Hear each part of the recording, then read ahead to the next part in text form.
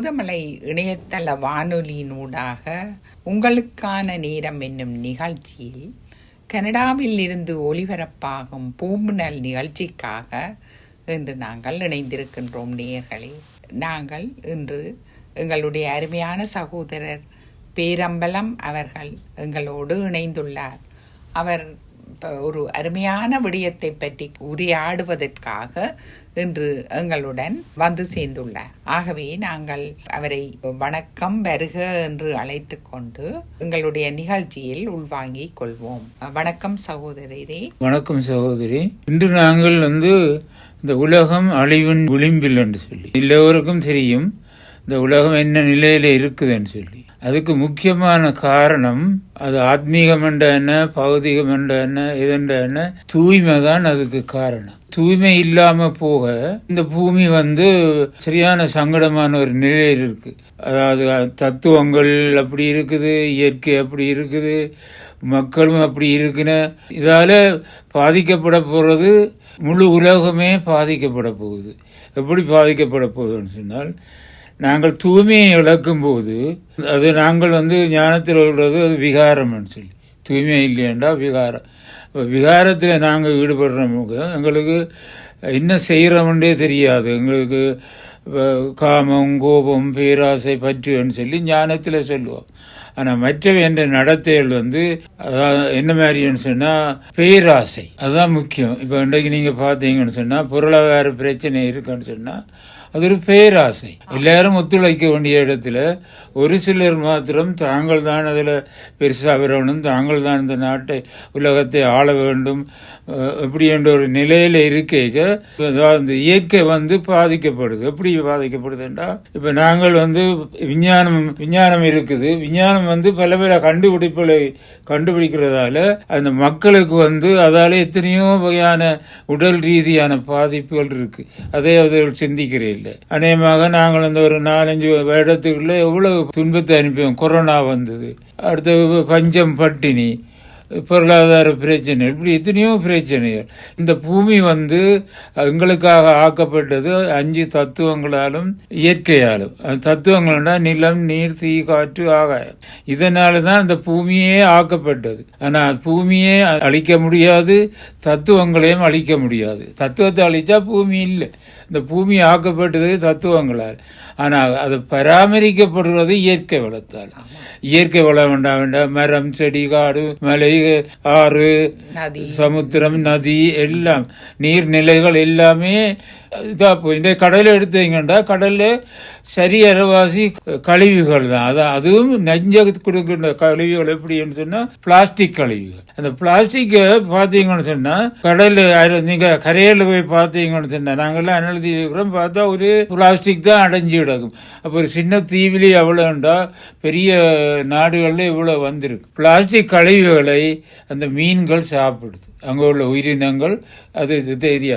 அதே மாதிரி இங்கே வெளியில் உள்ள மிருகங்களும் அதை சாப்பிட்டு, சில மிருகங்களோட வயத்தில் எத்தனையோ ராத்தல் கணக்கில் அந்த கழிவுகள் இருக்கு. அப்படியான இதுகளை மீனை சாப்பிட்றதுக்கு அந்த நோய்கள் அதுகள் எல்லாம் வரும். ஆகவே பொதுவாக நீங்கள் இப்போது தற்போதைய உலகத்தின் சூழ்நிலையை பற்றி விளக்கியுள்ளீர்கள். அதைத்தான் அவர்கள் என்னவென்று கூறுகிறார்கள்? கலிகாலம் என்று கூறுகிறது. கலிகாலம் பொதுவாகவே நாங்கள் முன்பு கேள்விப்பட்டிருக்கிறோம். கலியுகம் நடக்கின்றது, கலிகாலம் முடிய போகின்றது. நாங்கள் இந்த ஞான மார்க்கத்துக்கு வருக்கு முதலே இதை பற்றி அறிந்துள்ளோம். ஆனால் முழுமையான அறிவு எங்களுக்கு இல்லை. ஆகவே தற்போது நீங்கள் கூறியது போல் மனித சமுதாயம் மட்டுமல்ல, உயிரினங்கள், இயற்கைகள் எல்லாம் தங்களுடைய உன்னதமான நிலையை இழந்து மிக கீழான ஒரு நிலைக்கு வந்துள்ளார்கள் என்பதைத்தான் உங்களுடைய விளக்கம் மிக தெளிவாக கூறுகின்றது. ஆகவே ஒவ்வொரு மனிதனும் துன்பத்தை தான் அனுபவித்துக் கொண்டு இருக்கின்றார். அது நிச்சயமாக தெரிகின்றது. மற்றது எவ்வாறு உலகத்தில் நடக்கின்ற சம்பவங்களை நாங்கள் பார்த்து கொண்டிருக்கின்றோம், கேட்டுக்கொண்டிருக்கின்றோம். சில எங்கள் கண்களுக்கு முன்னால நடக்குது, சில நாங்கள் தூரத்தில் நடப்பதை அறிந்து கொண்டிருக்கிறோம். ஆகவே எங்கு பார்த்தாலும் என்ன நடக்கின்றது என்றது உலகத்தின் ஒரு பெரிய ஒரு அழிவான நிலையைத்தான் நாங்கள் பார்க்கின்றோம். இப்ப நாங்க இயற்கையை பற்றி தான் சொன்னோம். அப்ப இயற்கை எதிராக போயிட்டு அதால பாதிக்கப்படுறது நாங்க. இயற்கை எண்டைக்குள்ள நாங்கள் நிலம், நீர், காற்று, ஆகாயம் எல்லாவற்றையும் 5 பெரும் பூதங்கள் என்று சொல்லப்படுகிறது. இயற்கை மரம், செடி எல்லாம் இயற்கை எல்லாம் வருகின்றது. ஆனால் இவை யாவும் எதனால் உருவாக்கப்பட்டது? எங்களுடைய மனித உடலும் 5 எங்களோட மண் தான் கூட எங்களோட உடல்ல. விளக்கமாக கூறுங்கள். மற்றது கட்டுமானங்கள். இப்ப பார்த்தீங்கன்னு சொன்னா முந்தியெல்லாம் எங்கெங்கோ ஒரு வீடுகள் இருக்கும், பெரிய காணியோடு இருக்கு. இப்போ ஒரு மூலையை கூட, இப்போ நாங்கள் கனடாவை எடுத்தோம்டா டொரண்டோவில், எங்கே ஒரு சின்ன மூலை இருந்தாலும் அது கட்டினேன். இப்போ கட்டைக்கு என்ன நடக்கும்னு சொன்னால், இருப்பிடம் எல்லாரும் இடத்துல குவிஞ்சி இருக்கிறபடியாக கட்டினேன். ஆனால் அதன் பாதிப்பு பூமி இருக்குல்ல, பூமி ஒரு நெருப்பு கோலத்தில் மிதக்கு, ஒரு தட்டு. அந்த தட்டு கீழே நெருப்பு கோலம் தண்ணியா மாதிரி இருக்கு. அப்ப அந்த ஒரு குறிப்பிட்ட இடத்துல நாங்கள் கூடின கட்டிடங்களை கட்டி பாரத்தை கொடுக்க சமநிலை இல்லாம பிரஷர் கூடும். அந்த பிரஷர் கூட இறுதியில அது பூகம்பம், சுனாமியா தான் வரும். அதனால இதெல்லாம் அழிவுகள் இருக்கு. இதையும் சிந்திக்காம செய்யணும். மற்ற வாகனங்கள் ரோட்டில் பார்த்தீங்கன்னா ஒரு ஹைவேல பார்த்தா இத்தனை மில்லியன் வாகனம் போகுது. அவ்வளவும் என்ன புகையை காக்கி கொண்டு போகுது, கார்பன் மோனாக்சைடு. அதாவது இந்த மனிதர்களுடைய எண்ணிக்கை அதிகரித்த காரணத்தினால அவர்கள் அதிக அளவு வீடு தேவைப்படுகின்றது, வசிப்பிடங்கள் தேவை அவர்களுக்கு என்றபடியால் இடம் இல்லாத காரணத்தினால் நெருக்கமாக இல்லை. அவ வெவ்வேறு இடத்துல போய் இருக்கலாம். கனடா உலகத்துல 2வது பெரிய நாடு, உதாரணத்துக்கு சொல்றோம். அப்ப அந்த இடத்துல இவ்வளவு இடம் இருக்கு. அது பறந்து அந்த இண்டஸ்ட்ரியெல்லாம் அந்தந்த இடங்கள்ல கொண்டு போச்சுன்னு சொன்னா ஒரு இடத்துல எல்லாரும் குவியாயின. அது என்ன காரணம் என்றால் சகோதரரே, இப்ப கனடா புதிதாக வருபவர்களை கூடுதலாக உள்வாங்குன்றதுக்கு காரணம் அங்கு குடியேற்றம் நடைபெறுகின்றது. அப்படி நடைபெறும் போது வருகின்ற மக்கள் தான் அந்த தவறை செய்கிறார்கள். ஏனெனில் அவர்கள் ஒரு குறிப்பிட்ட சூழ்நிலையில தங்களுடைய வேலை வாய்ப்புகள், தங்களுடைய சுற்றார், இந்த உறவினர்களுடைய எல்லாவற்றையும் யோசித்து குறிப்பாக ஒரு இடத்தில் தங்களுடைய வசதிகளுக்காக செறிந்து வாழுகின்றார்கள்.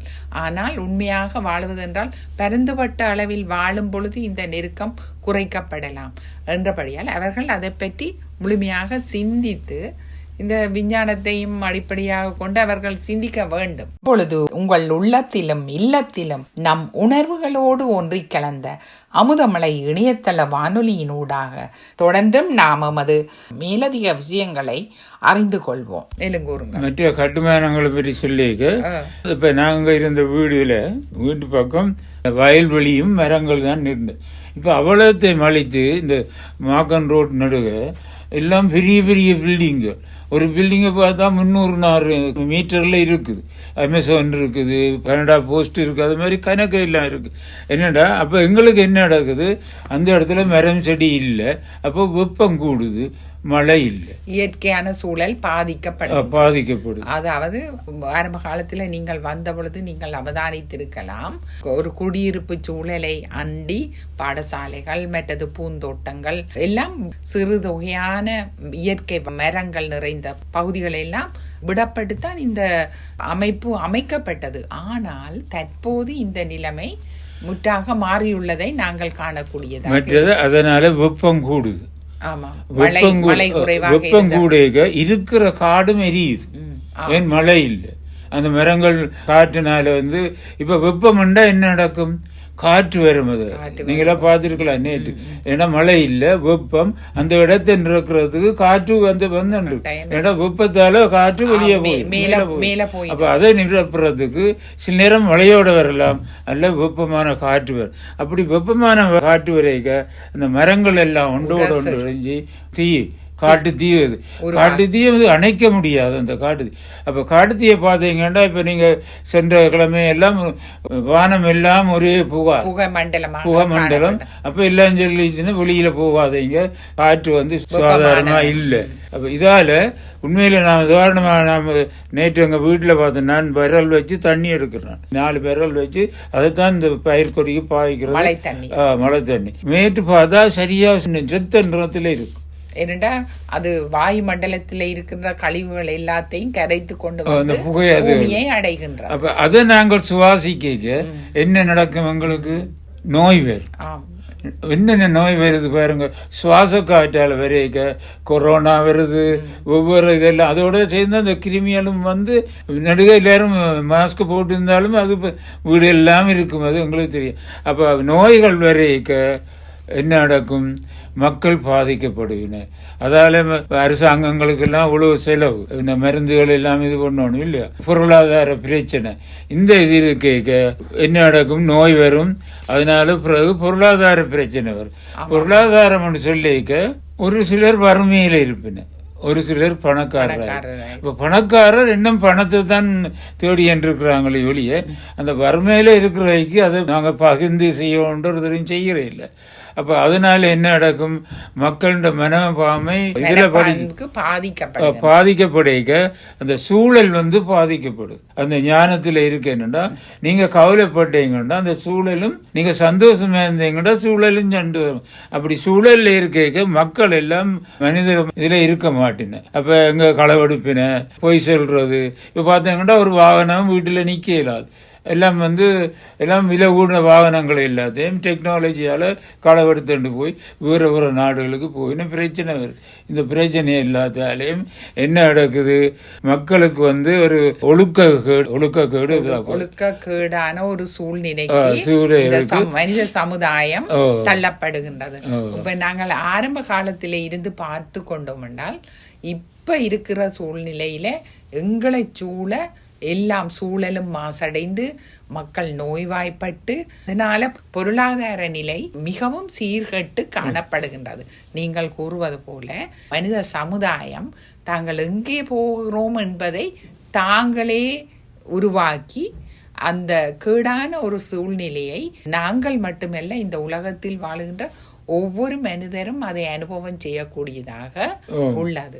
ஆகவே இந்த இவ்வாறான ஒரு சூழலை நாங்கள் எவ்வாறு மாற்றி அமைக்கலாம்?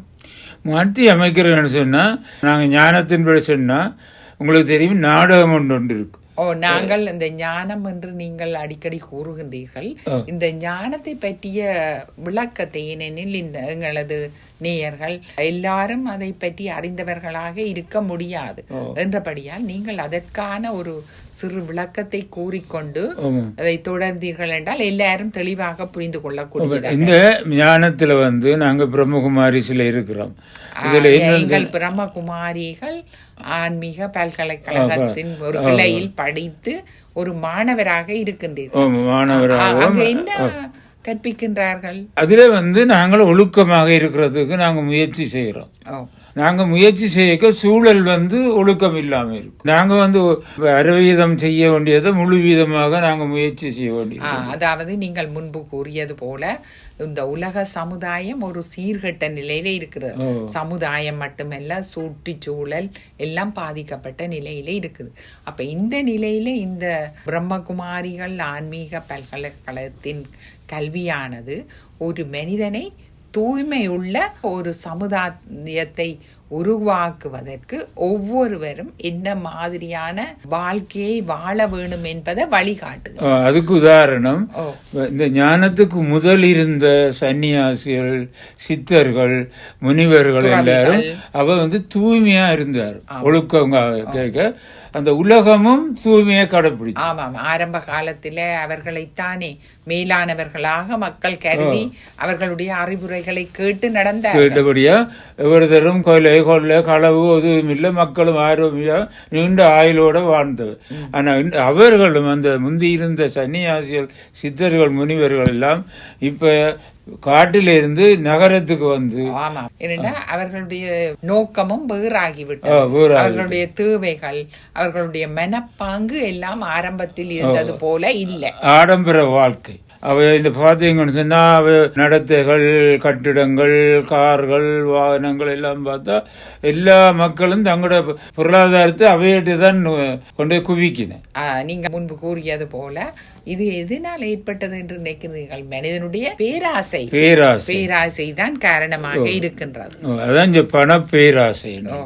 இந்த பேராசையால அரசாங்கங்களும் நாடுகளும் என்ன செய்யறதுன்னா, இன்றைக்கு உலகத்திலேயே பெரிய ஒரு நாடு, செல்வந்த நாடு என்று கருதப்பட்டது அமெரிக்கா.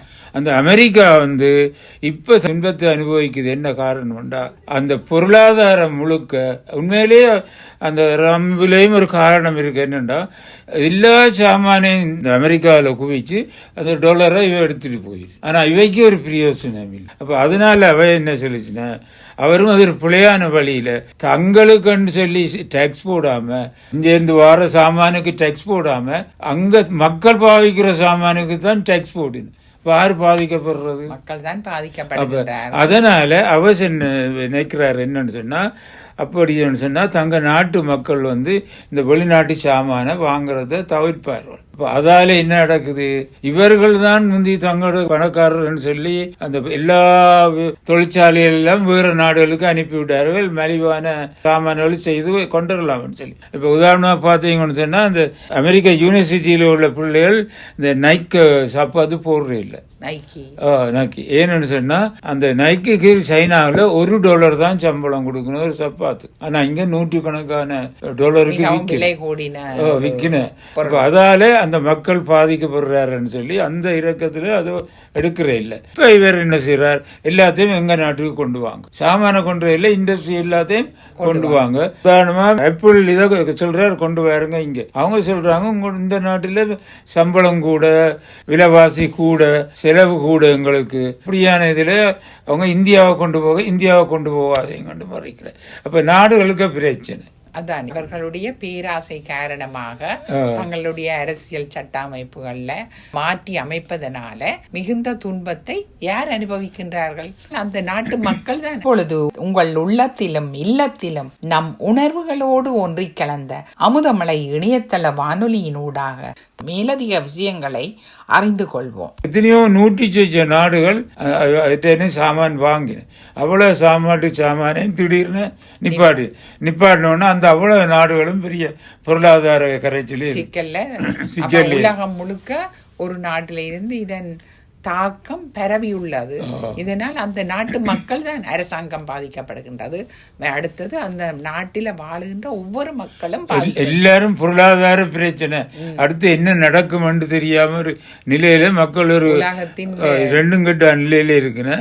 அதே நேரம் மதம், அடுத்ததாக இன்னொரு விடயமும் நீங்கள் அதை பற்றி கதைக்க மதம். இப்போ மிடில் ஈஸ்ட் எடுத்தீங்கன்னா மத பிரச்சனையால தான் அங்கே இவ்வளவு அழிவு நடக்குது. ஒரு இடமே இல்லாமல் காசா எல்லாம் இல்லாமல் அழிக்கப்பட்டு இப்போ ஈரானுக்கும் இஸ்ரேலுக்கும் நடக்குது. இஸ்ரேலை மடிக்கணும், இதுக்கெல்லாம் காரணம் மதம். ஆனால் சும்மா இருந்த இஸ்ரேல அந்த காசாயில் உள்ளாக்கள் போய் உள்ளுக்கு பூந்து மக்கள் எல்லாம் கடத்தி கொண்டு போனதுல அது பெருசா வெடிச்சிட்டு. ஒரு சிறு பிரச்சனை தனிப்பட்ட காரணத்தினால மதங்களுக்கு இடையில ஏற்பட்ட பிரச்சனை காரணமாக இது பாரிய ஒரு விளைவை உலகம் முழுவதும் ஏற்படுத்தி. அதனால இன்றைக்கு 3வது உலக யுத்தம் வரலாம் என்று மக்கள் எதிர்பார்க்கணும். மற்ற நாடுகளும் அதான் சொல்லிக்கிட்டு. இப்படியே நீங்கள் யுத்தம் செய்தீங்கன்னா உலக நாட்டில 3வது யுத்தம் நடக்கும். 3வது யுத்தம் நடந்தா ஒருக்கா ஐன்ஸ்டீனை கேட்டது, 3வது யுத்தம் நடந்தா என்ன நடக்கும் சொன்னார். 4வது யுத்தம் அம்பு வில் வச்சு தான் சண்டை பிடிக்கும், எல்லாம் அழிஞ்சிரும். உலகம் முழுவதும் இறுதியில பழைய காட்டு வாழ்க்கை மாதிரி வந்துடும். நாகரிகமற்ற ஒரு பழைய நிலையான வாழ்க்கைக்கு தள்ளப்படுவார்கள். ஏனெனில் முதல் 2 யுத்தங்கள் முடிவடைந்து விட்டன. ஆனால் தற்போது அவர்கள் இந்த உலக விஞ்ஞானம் மேலும் வளர்ச்சி அடைந்து புது புது விதமான அணு ஆயுதங்கள் எல்லாவற்றையும் கண்டுபிடித்திருக்கிறார்கள். அதை இருந்த இடத்துல இருந்தே ஒரு இடத்துக்கு இந்த மாதிரியாக அந்த அணு ஆயுதத்தை செலுத்தி அதை அழிப்பதற்குரிய பாரிய வளர்ச்சி இன்று 1936 வந்த பிரம்மபாபாவுக்கு சிவன் சொன்னது என்ன சொன்னா, இந்த அணுகுண்டு யுத்தம் பெருமான்னு சொல்லி, அதுவும் அப்படி தங்களோட அறையில இருந்து சுவிட்சை போடுவாங்க.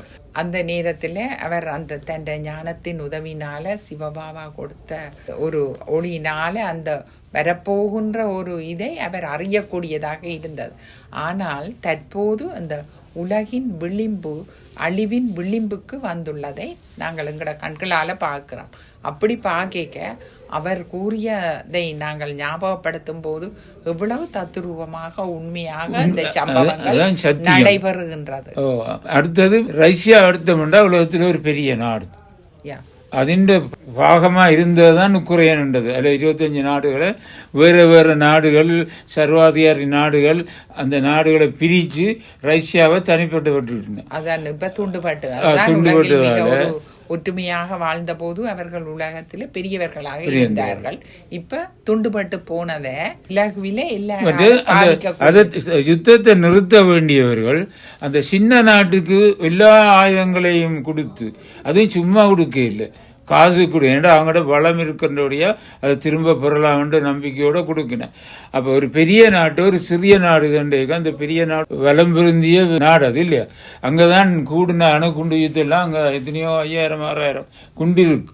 அப்போ அப்படியான நாட்டில் ஒரு சின்ன நாடு உள்ளுக்குவே போய் அந்த நகரங்களிலே போய் யுத்தம் செய்யக்க என்ன நடக்கும்? அவர்கள் அணுகுண்டு தான் போடுவோம். ஆக இயலாத கட்டத்தில் அவர்கள் இறுதி நிலையாக அதைத்தான் பாவிப்பார். பாபா சொல்றாரு என்ன, அணுகுண்ட செய்தது ஷோகேஸில் வச்சு ஷோ காட்டவில்லை, போடத்தான் போகணும். போடுற கட்டம் இந்த நாடகத்துல இருக்குது. அப்ப நாடகம் நாடகம் என்று இதை பற்றி கூறுகின்றீர்கள். இந்த நாடகம் எப்படின்னு சொன்னா, இந்த பூமியில நாங்கள் நடிக்கிறது இந்த நாடகத்தான். நாங்கள் நாடக நடிகர்கள். நாங்கள் எல்லோருமே நாடக நடிகர். ஒவ்வொருத்தருக்கும் ஒரு பாகம் இருக்கு. உலக மேடையில ஒவ்வொருவரும் நாங்கள் நடித்து கொண்டிருக்கோம். ஒரு பாடல் இருக்கின்றது, ஞாபகம் இருக்கின்றது, ஒரு சினிமா பாடலில் நாடகமே இந்த உலகம் ஆடுவதோ பொம்மை, வாழ்க்கையின் நாடகம். மற்றது நாங்கள் வாழ்றதுன்னா உலகத்துல எல்லாம் நாடுகளும் நாடகத்தை தான் செய்யுது. இப்படியா இருக்க நாடகத்தின்படி இது அழிவோனும் என்று சொல்லி ஒரு கட்டத்தில் இருக்க அதுக்கேற்ற மாதிரி தான் இந்த காரியங்கள் நடந்து கொண்டிருக்கு. அதை நாங்கள் நேரடியாக பார்க்குறோம். இப்போ அது உடனே இன்றைக்கு வரும்னு சொல்லி அது படிப்படியாக கொரோனா வந்தது, எத்தனையோ மில்லியன் கணக்கான ஆத்மாக்கள் உடலை விட்டார். அவர் இன்றைக்கும் உடல் இல்லாமல் தான் அலைஞ்சு தெரியின. மற்றது பொருளாதார பிரச்சனை, எத்தனையோ நாடுகள் வறுமையில் இருக்குது. அப்போ அந்த யுத்தத்துக்கு செய்ய வேண்டியதை மக்களுக்கு உதவி செய்யலாம். இப்போ உதாரணமா இப்போ ரஷ்யா உக்ரைன்ல எத்தனையோ விளைச்சல், உலகத்திலேயே கூடின விளைச்சல் உணவு சானியங்களை மிடில் ஈஸ்டுக்கும் ஆப்பிரிக்கன் கண்ட்ரிகளுக்கும் மலிவு விலையில கொடுக்கணும். அது இங்க தடைப்பட்டு போச்சு. மக்கள் சரியான பஞ்சம் உலகம் முழுக்க. இப்ப அந்த போக்குவரத்து காரணமாக யுத்தம் நடக்கும் பொழுது எவ்வாறு அதை அவர்கள் அனுப்பி வைப்பார்கள்? இது ஒரு நியாயமான விடயம். அப்ப இந்த நாடகத்துல பாபா என்ன சொல்லியிருக்காருண்டா, முதல் நேச்சுரல் கலாமிட்டிஸ், இயற்கை அனர்த்தம் எப்படி வரும்? இப்போ நான் சொன்ன சுனாமி பூகம்பம் வரும், அந்த ப்ரெஷரால இப்படி வருது. வந்தா பெரிய பெரிய அலைகள் எல்லாம் எல்லாம் அழிதான் போயிடும். ஏற்கனவே ஒரு சுனாமியை நாங்கள் பார்த்திருக்கின்றோம். 4ஆம் ஆண்டு 2004ஆம் ஆண்டு அதை அழிச்சு எத்தனையோ லட்சக்கணக்கான மக்கள். அதுவும் சகோதரரே ஒரு சில குறிப்பிட்ட இடங்களில் மட்டும் அது ஏற்பட்டது. ஆகவே உலகம் முழுவதும் ஏற்படுவதென்றால் நாங்கள் அதை கணக்கில் நினைத்து கூட பார்க்க முடியாது. இப்போ இங்க அமெரிக்காவில எல்லாம் வரும்னு சொல்லினேன், கனடா கூட இராது, எல்லாம் அழிச்சு கொண்டு போயிடும். அதாவது விஞ்ஞானிகள் அந்த இயற்கை அனர்த்தங்களை எதிர்வு கூறுகிறார்கள். இப்ப அது நடந்து கொண்டிருக்கு இயற்கை அழிவு. இப்ப பாருங்க, இந்த முறை நீங்க கனடால பாத்தீங்கன்னா பயிர்கொடி ஒருத்தரும் வைக்க இல்லை. ஏன்? மழை இல்ல, காலநிலை இப்ப வெப்பமா இருக்க வேண்டிய 25-30 டிகிரியில இருக்க வேண்டியது இப்ப 19, 18, 12 நிக்குது. அதான் இயற்கையும் மாறிக்கொண்டு. என்னன்னு சொன்னா நாங்கள் தான், இந்த மக்கள் தான், மனிதர்கள் தான் அந்த இயற்கையை குழப்பியன் இருக்கு. அப்ப குழப்பியன் இருக்க வெப்பம் இல்லாத இடத்துல இப்ப குளிரா இருக்குது. இப்போ மற்ற இலங்கையில எங்கட ஊர்களில் பார்த்தீங்கன்னா மழை பெய்யுது. இப்போ அங்க நல்ல வெயில் பெய்ய வேண்டிய நாங்க சொல்லுவினோம். இந்த மாதத்துல ஜூன், அதாவது ஆனி ஆடி மாதங்கள் புழுதி பறக்கின்ற காலம். வெப்பத்தினால புழுதி ஆடி காத்துல எல்லாம் பொருட்களே பறக்கிற மாதிரி இருக்குமெண்டு. ஏனென்றா அப்படிப்பட்ட ஒரு சூழ்நிலை அவர்கள் எதிர்பார்த்ததை போல் இல்லாமல் இப்ப முற்றாக மாற்றமடைந்து காணப்படுகின்றது. அதனால போதிய விளைச்சல் எல்லாம் அழிஞ்சு போச்சு மழையில். ஆகவே உணவுப் பொருட்கள் சாதாரண பார்த்தா ஒவ்வொரு வீட்டிலேயும் தேங்காய் தாங்களாகவே எடுக்கிறது. இன்றைக்கு தேங்காய் 200 ரூபா 250 ரூபா விற்குது. சாதாரணமாக இந்த நடைமுறை வாழ்க்கை எங்களுடைய நாட்டில் மட்டுமல்ல எல்லா நாடுகளிலும் இந்த பாதிப்பு இருக்கின்றது. எங்களுக்கு தெரிந்தபடியால் நாங்கள் அதை உணவு பஞ்சம் வரைக்கும் மக்கள் பலவீனமா போயிடும். உணவில்ல, பணம் இல்லை, ஒரு தொல்லை செய்து பணம் இல்லை. அப்ப ஒரு பெரிய ஒரு இக்கட்டான. ஆகவே மக்கள் உளமாக மன வளத்தாலும் பாதிக்கப்பட்டு உடல் வளத்தாலும் பாதிக்கப்பட்டு ஒரு ஆரோக்கியமான சமுதாயம் இல்லாத நோயில் எல்லாம் அடுத்த பாபா சொல்றார் சிவில் வார்ன்றது இப்ப நாங்க சொன்ன பொருளாதார பிரச்சனை, பஞ்சம் பட்டியினால எல்லாரிடையும் சாப்பிட வழி இல்லை, கொள்ளையடிப்பின, களவெடுப்பின, கொலை செய்வார்கள். முன்பு நாட்டுக்கு நாடு போர் செய்தார்கள். இப்ப சிவில் போர் நீங்கள் கூறுவது மக்களுக்கும் தங்களுடைய ஆதாரங்களை நிறைவுபடுத்த, அதாவது உணவு, உடை, உறையுள். அப்ப இந்த 3 தான் மனிதனுடைய முக்கிய தேவைகளாக இருக்கின்றது. இவை கிடைக்கலைன்னா மனிதன் என்ன செய்வான்? அப்ப மற்றவர்களிடம் இருந்து அதை நீங்க பாருங்க, பஞ்சம் பண்ணி எல்லா ஸ்டோர் எல்லாம் உடைப்பின, களவெடுப்பாங்க, உடைப்பாங்க, கொலை சில இதுல சொல்லுங்க மனிதரே சாப்பிடுவாங்க, சாப்பாடு இல்ல. அந்த நிலையும் கூட உருவாகும் என்பதை எங்களால் நினைத்து கூட பார்க்க முடியாத இருக்கின்றது. அப்ப இப்படி இருக்க அப்ப யுத்தம் ஒரு பக்கம், பொருளாதார பிரச்சனை இருக்கும், பஞ்சம் பிரச்சனை, இப்படியான மற்ற இயற்கையும் குளறுபடியா இருக்குது. நாங்களும் இயற்கையை அசுத்தமாக்குறோம். இப்ப நான் கடல்ல சொன்ன மாதிரி எங்க பார்த்தாலும் ஒரே குப்பை கழிவுகள். ஆகவே இப்ப நீங்கள் கூறுவதை பார்த்தால் எங்களை சுற்றியுள்ள இந்த முழுவதும் ஏதோ ஒரு பரிதவிப்பில எங்கே போவது என்று தெரியாமல் தவித்துக் கொண்டிருக்கின்றார்கள். அது காரணம் இந்த பாபா சொல்ற நாடகம் தான். அதுக்கு என்னதான் முடிவாக இருக்கும் என்று நீங்கள் என்னதான் முடிவாக இருக்கும் என்றால், இது இந்த உலகம் அழிவில் விரும்பி இருக்கின்றது. அழிவின், அதாவது விளிம்பில நின்று கொண்டிருக்கு. எந்த நேரம் அது விழுமோ தெரியல, உடனே வராது. இப்ப ஒரு 10 வருஷம் 8 வருஷத்துல படிப்படியாக மக்கள் தொகையெல்லாம் குறைஞ்சு கடைசியாக நாங்கள் பார்க்கிற எல்லாம் ஒன்றும் இராது. உலகம் அழியாது, மண் அழியாது. ஆனா இங்கே நிற்கிற கட்டுமானங்கள், மரம், செடி, எங்களுடைய உடல் எல்லாம் அழிஞ்சு போயிடும். ஆமா, உங்கள் உள்ளத்திலும் இல்லத்திலும் நம் உணர்வுகளோடு ஒன்றி கலந்த அமுதமலை இணையதள வானொலியினூடாக தொடர்ந்தும் நாம் எமது மேலதிக விஷயங்களை அறிந்து கொள்வோம். இப்ப இந்த விளக்கத்தை இவ்வாறு இதை மற்ற மக்களும் அறிந்து கொள்ள, இப்ப நீங்கள் அறிந்திருக்கின்றீர்கள் ரெண்டேக்கில், அதை நாங்கள் மற்றவர்களும் அறிந்து கொள்ளக்கூடியதாக எவ்வாறு அறிமுகப்படுத்தலாம் கூறுங்கள். அறிமுகப்படுத்தலாம். சில ஆர்கனைசேஷன் இருக்குது உதவி செய்யறது. இப்ப அவையெல்லாம் அரங்கங்கள் இருக்கு, அவையெல்லாம் மற்ற சமய இதுகள் எல்லாம். இப்ப பாத்தீங்கன்னா கோயில்கள் எல்லாம் சீரழிவு. இப்போ எங்கள் ஊரில் பார்த்தா கணக்கு வழக்கு ஒன்றும் இல்லை, எல்லாம் கொள்ள.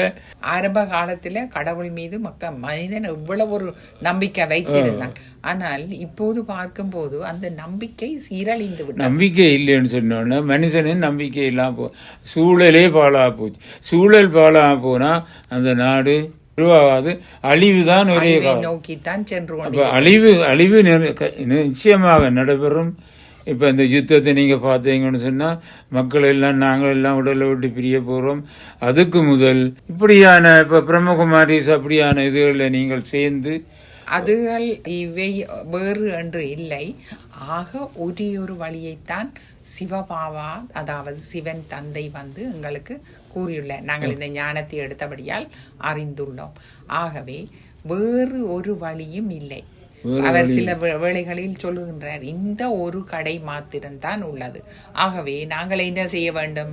நாங்கள் இப்ப முதல் தூய்மையாக இருக்கோம். அதான் அதற்குரிய முதல் வழி தூய்மையா இருக்கிறோம்னா நாங்கள் ஆத்மாக்கள் நினைக்கணும், உடல் இல்லை. முதலாவது ஆத்ம உணர்வு. அப்ப மற்ற நாங்கள் ஆத்ம உணர்வுக்கு வரவோணும். உணர்வு யாரை நினைக்கணும்? எங்களை படைத்த இறைவனைத்தான் நினைக்கணும். அந்த இறைவன் தான் நாங்கள் சொல்றது சிவன் சொல்லி, அது எல்லாரும் கடவுள்னு தான் சொல்லினேன். அப்ப அந்த கடவுள்ல நம்பிக்கை இருக்க வேணும். நாங்கள் அதாவது மக்கள் எல்லாரும் சொல்லுகின்றார்கள், பொதுவாக சொல்லினோம், நாங்கள் கேள்விப்பட்டிருக்கிறோம், எல்லா சமயத்தோரும் சொல்லினோம் கடவுள் ஒருவர் தான் உண்டு.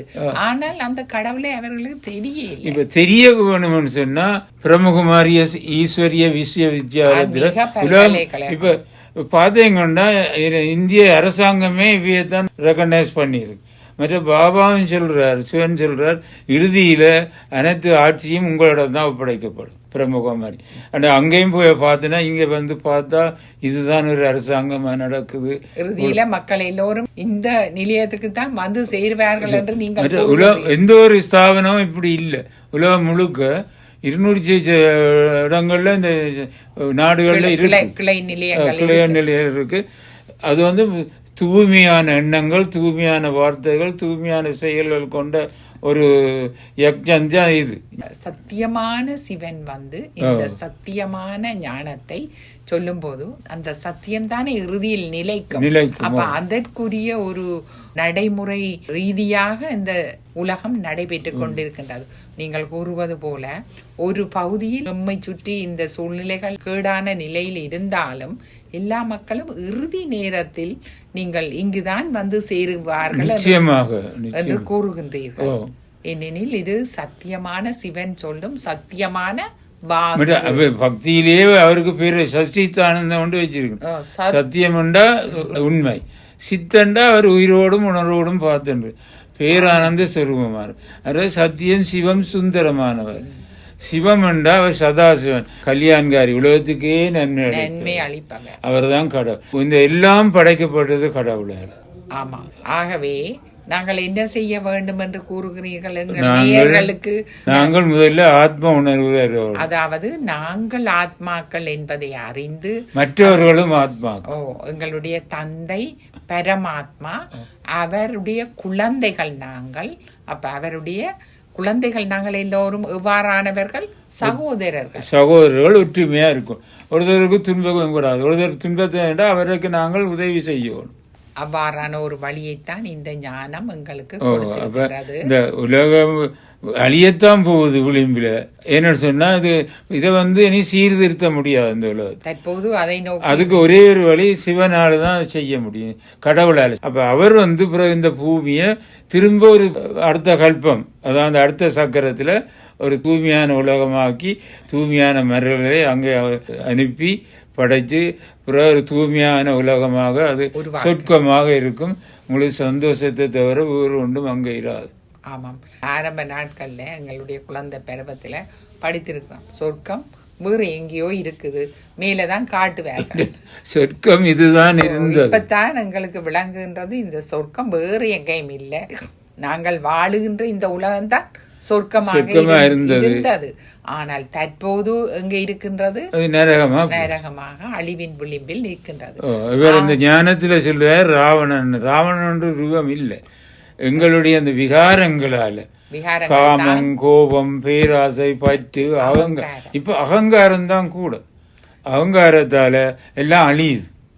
மனிதருக்கு அகங்காரம் வரைக்க அழிவுதான் அங்க தீர்வு. அழிவுதான், அழிவை நோக்கித்தான் அழிவுதான் முடியும். அதுதான் நாங்க சொல்றோம், இந்த உலகம் அழிவின் விளிம்பில் இருக்கின்றது. அதை மாற்றி அமைக்கக்கூடிய ஒரே சக்தி சிவபெருமான். இந்த நேரத்துல கூட நாங்கள் நல்ல அடுத்த கல்பத்திலேயாவது ஒரு பாக்கியத்தை பெறணும்ன்றதுக்கு இங்கதான் ஒரு வழி இருக்கு. ஆகவே இதை கேட்கின்ற எல்லா நேயர்களும் எல்லா ஆத்மாக்களும் இதன் தீவிரத்தை, அதாவது உலகத்தின் தற்போதைய தீவிர நிலைமையை புரிந்து கொண்டு அதை அறிந்து சிவன் வந்து எங்களுக்கு உரைக்கின்ற இந்த ஞானத்தை செவிமடுத்து நாங்கள் எங்களையும் சீராக்கி மற்றவர்களையும் சீராக்கி இந்த புதிய ஒரு உலகத்தை படைப்பதற்கு ஒரு சிறு உதவி செய்வதன் மூலமாக எங்களுடைய புதிய வாழ்வை ஆரம்பிக்க முடியும் என்பதை கூறிக்கொள்கின்றோம். நன்றி சகோதரரே. நீங்கள் இவ்வாறான இந்த